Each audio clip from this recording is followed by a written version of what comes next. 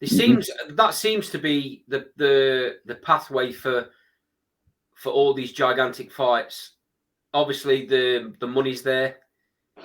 It's difficult for even the likes of Wembley Stadium that holds 90,000 people. It's difficult for anyone to compete, Rick. Is the balance that's of presently boxing changing? That's presently we've seen that in other venues where they come out strong. They want to build up a region, a country. We've seen that in the past. They used to want to build up Mississippi with boxing in New Orleans back in the '90s and early 2000s. That petered out. Atlantic City petered out. They all Mackay was. Remember Mackay was hot. Mackay. How do you pronounce it? Mackay. Over in China, Macau. Yeah. Macau was hot for a while. Now that petered out. They all peter out after a while. You don't think this is a longevity thing, then? I do think it's longevity because there's more money there, because of the type of country it is, and they don't have a lot of sports over there. Trying to get sports, they have soccer, now they have golf, and they have boxing. They don't really have a lot of sports over there. So yeah, I think it's longer than the other ones. Put it that way to you. Cole? Rick, the Ruiz Jr. was Chris Arreola. That was the performance that I was alluding to, where it was dreadful. Yeah, but he, what? I don't know if he was in great shape. He's going to be in great shape for Wilder. I think he will. I think he's going to take it very seriously. What was your thoughts on Paul Butler fighting in Inoue, Rick? Paul what Butler went over Butler? What did I think of Butler in Inoue? Well, I was very disappointed that Paul Butler never went for it. All he did is, move around, lay on the ropes, hold, and do what he did to survive. He never went to try to go for it, try to box, throw the jab, move, fire straight right hands and do anything. All he did is do defensive shit just to go. He thought surviving was winning, and he failed at that too, getting stopped in the 11th. He never went for it. It is a world championship fight. You're a champion. You're supposed to defend your title. Attempt to defend your title, and he never defended his turf. Never tried to defend it, his belt. It's a bit special that I knew it, though, isn't it? To be honest, he's a special fighter, and I'm not saying Paul Butler would have won, but people paying a lot of money to watch this stuff, and whether it's Insight or certain countries, it's pay-per-view. You just don't do things like that. I mean, that was very unprofessional, and I like Joe Gallagher, his trainer manager, a lot. I think Joe's a great guy. I wish more people were like Joe Gallagher in boxing. I really like him. And he stands behind his fighters. He stands behind his principle, and you can't knock that. But I just don't think that was whoever come up with that brilliant idea was not a good idea. He should at least went for it and got knocked out in trying. He got knocked out. It wasn't trying. Even worse. And what about Crawford versus Ebenezer? I know you exchanged pleasantries with Neil Marsh on an occasion. So Neil's a lovely guy. I like Neil a lot. We talk all the time on the phone. He's a great guy. I have nothing but respect for him. And as I do Neil Bowers, who's got Martin Bowers. I'm sorry, Martin Bowers, who's got Daniel Dubois and Denzel Bentley, among others. I thought it was an excellent fight till it wasn't, when he got stopped. That's all. It was a one-shot knockout, and it was an excellent fight till then. There was nothing wrong with that fight. That fight was a good fight, and then boom. Over. Yeah, I didn't like all the bullshit from the Nebraska locals, though, where they're coming into his gym when he's doing his public workout and making a few comments and all that. Well, I mean, those aren't boxing fans. Those are Crawford fans, local Omaha people. Those weren't boxing fans. They just follow Crawford. That shit'll happen. You know what I'm saying? I mean, it's sad it happens, but it does happen. Rick, you have to give. And don't forget, guys. Neil wasn't there. No. Neil was sick. Neil was sick. So if Neil was there, that wouldn't happen. Neil would have put his foot down. Neil's a real stand-up, old school guy, and he would have put his foot down, even though he's not that old, but he's an old soul. It's a good guy. I like Neil a lot. We have a lot of the same principles. We get along really well. I can never imagine being in an argument with Neil or Martin Bowers, because they're old school. They know right from wrong. They know how it's supposed to go.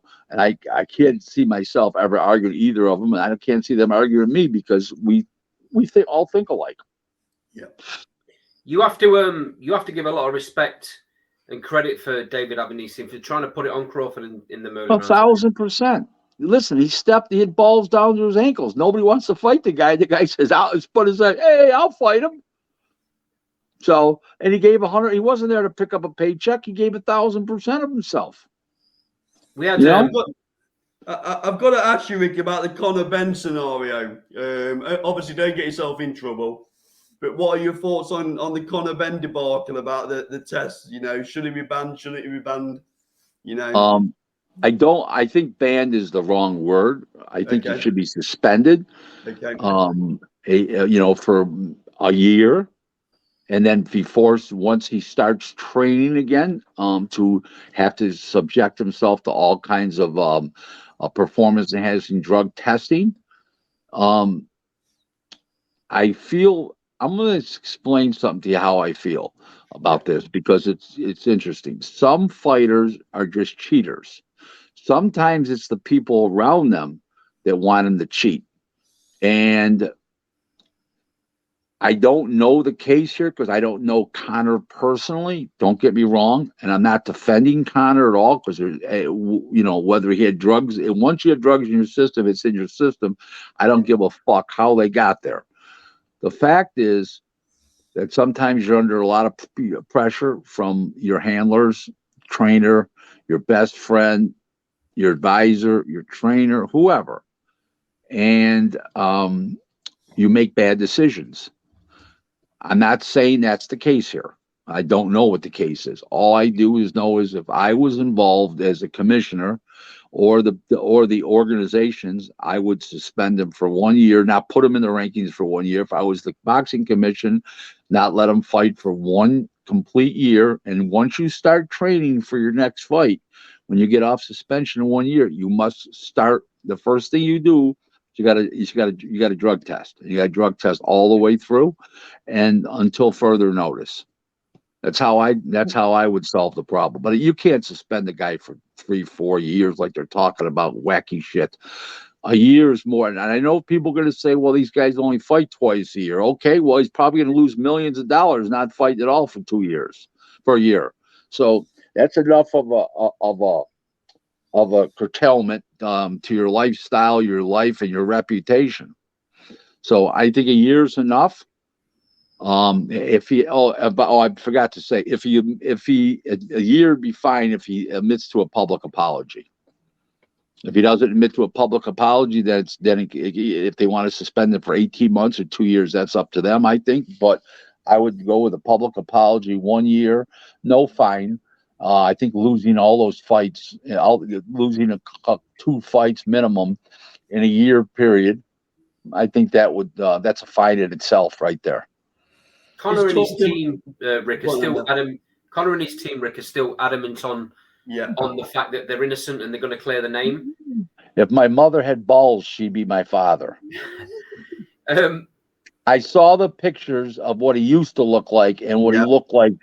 The neck is like this. The shoulders are square. Come on, please. I'm not blind. I may have no depth perception, but I'm not blind. I know what I see. Conor Benn's also come out and said he thinks that the British Boxing Board of Control have been really tough on him and he'll never fight under their license again. Well, then he's not going to be worth too much money, because he's a big draw if he fights over there. If he goes to another country and fights anywhere, they should plug nickel. So he's being stupid for even saying that. He's been ill advised on taking the drugs, assuming he did. I believe he did. Okay, he's been ill advised on everything that's come out of his mouth, Eddie Hearn's mouth. I mean, stupid. Okay, come to the podium and hold a press conference and say, listen, I made a mistake. I listened to other people. Okay. And I made a mistake. Okay, and beg for forgiveness instead of lying. Lying It's doesn't do lying serves you nothing. There's a great story in my family. Okay, okay, it happened to me.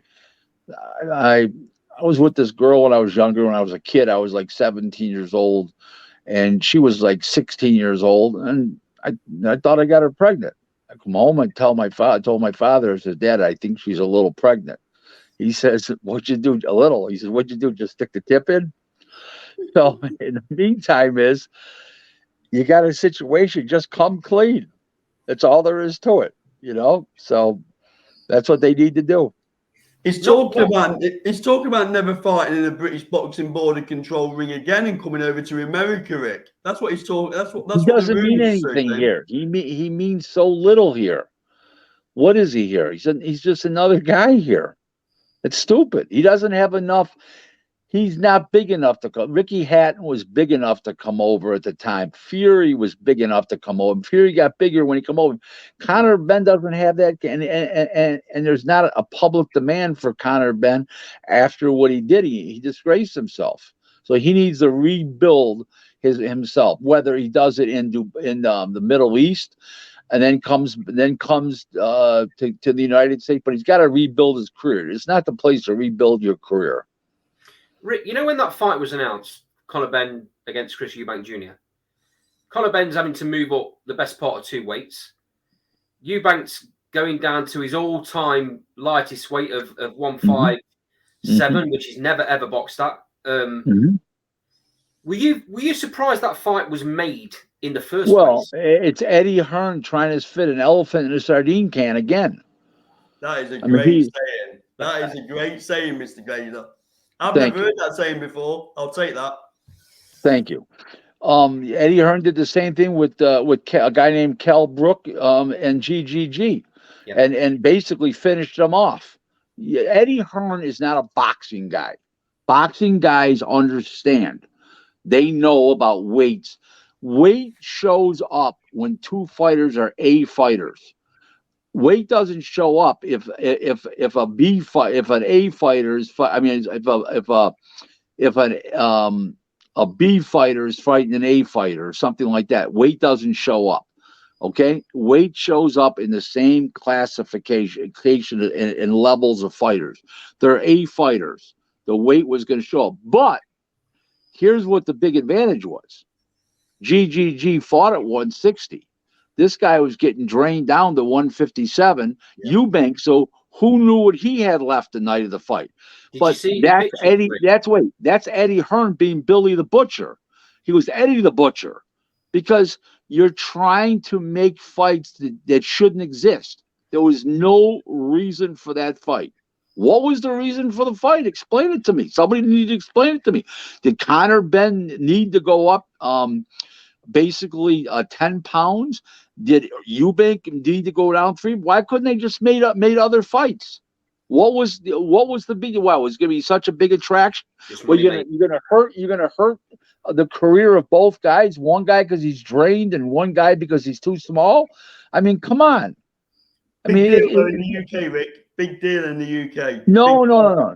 I'm not saying it wasn't a big fight, but it was surely something. It was an elephant in a sardine can. You just don't do things like this.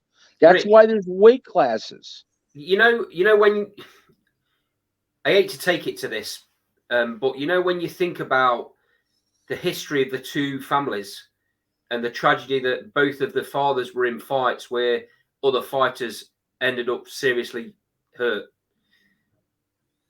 it's a bit surprising that Chris Eubank Jr. entertained going down to 157. Well, I common sense didn't prevail. That's why.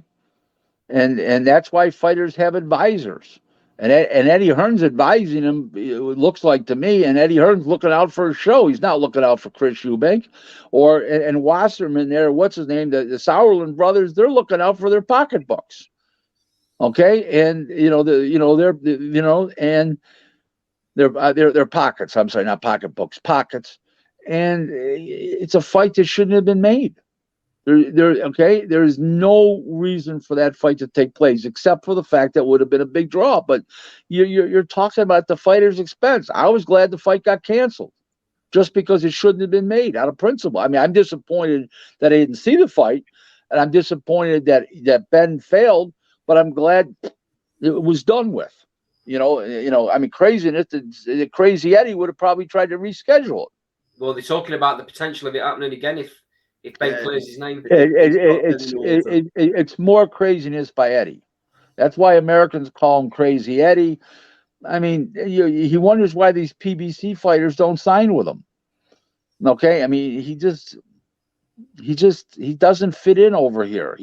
He's a great UK promoter. He's been a failure in the United States. Just coming on to that, Rick. Obviously, the DAZN platform. It looks like Golden Boy are getting more traction with DAZN in the States. Would that be a fair statement? Oh, 100%. And they should. They've got the attractions. They've got big attractions for DAZN. They've got Ryan Garcia. They've got Virgil Ortiz. Yeah. They have, let's see, Alex Rocha, who's fighting January 28th.